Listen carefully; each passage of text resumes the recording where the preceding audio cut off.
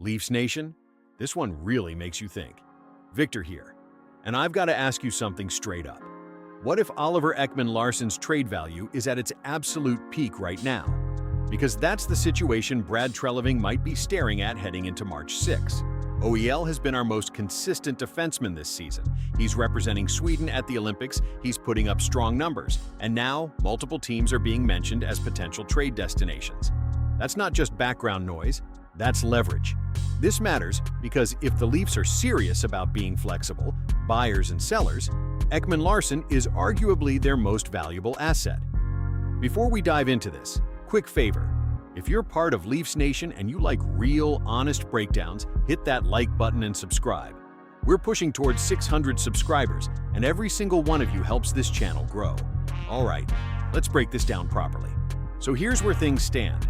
Oliver Ekman-Larsson has turned back the clock this season. Through 57 games, he has 8 goals and 26 assists for 34 points. That's already his best point total since his Arizona days back in 2018-19.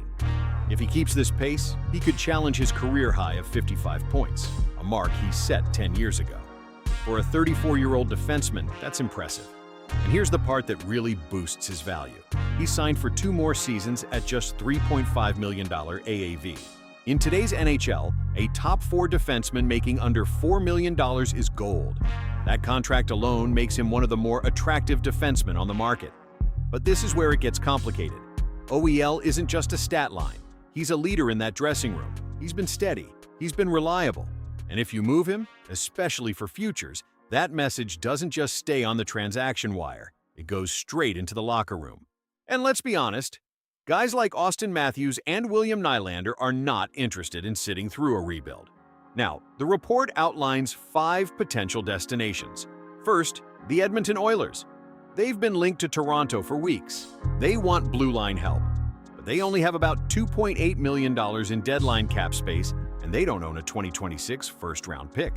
And I'll say this clearly. If there isn't a first-round pick or a legit established player coming back, this conversation shouldn't even start. Speculative prospects?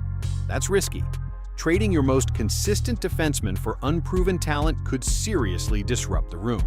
Next, the San Jose Sharks. They have cap space, nearly $10 million, and they have 2 first-round picks in 2026. That makes them interesting immediately. They're building around Macklin Celebrini, and OEL could step right into a top-pair role there. If San Jose is serious, one of those first-rounders would have to be in play. No question. Then you've got the Detroit Red Wings. Honestly, from a fit standpoint, this one makes a lot of sense. Detroit has cap space, they need secondary scoring from the blue line, and historically they've had success with Swedish defensemen. But trading within the division? That comes with a tax. And it better be steep. Carolina is another logical destination. They're sitting at 36-15-6 near the top of the Metro, and they need more production from the back end. They have a first-round pick in 2026, but they've already moved their second and third rounders. So you wonder how aggressive they're willing to be. And finally, the New York Islanders. They've been active. They have over $6 million in cap space and 2 first-round picks. If they're truly aggressive, they have the assets to make something work. But again, if you're Toronto, the return has to justify the locker room shockwave. And that's really what this comes down to. Yes, OEL's value may never be higher. Yes, his contract makes him extremely tradable. But moving him isn't just a hockey move, it's cultural. So what does this mean for the Leafs right now? It tells me Treliving is sitting in a very delicate position. He has a highly valuable asset on a team that hasn't fully decided whether it's buying or selling. If someone comes in with a massive offer on a first-round pick plus meaningful NHL value, you at least listen. But if it's futures and maybes, that's dangerous territory.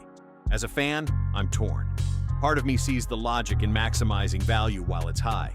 Another part of me knows OEL has been the steadiest presence on the blue line all season. This feels decisive.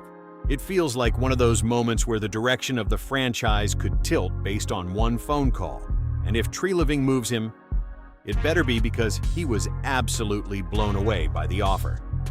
Now I want to hear from you. Would you trade Oliver Ekman-Larsson while his value is sky high, or do you keep him and push forward? Drop your thoughts in the comments. Let's talk it through. If you enjoyed this breakdown, hit the like button and subscribe. We're getting close to 600 subscribers, and every bit of support truly helps this channel grow. This is Victor, and no matter what happens at the deadline, we'll break it down together. Go Leafs, go!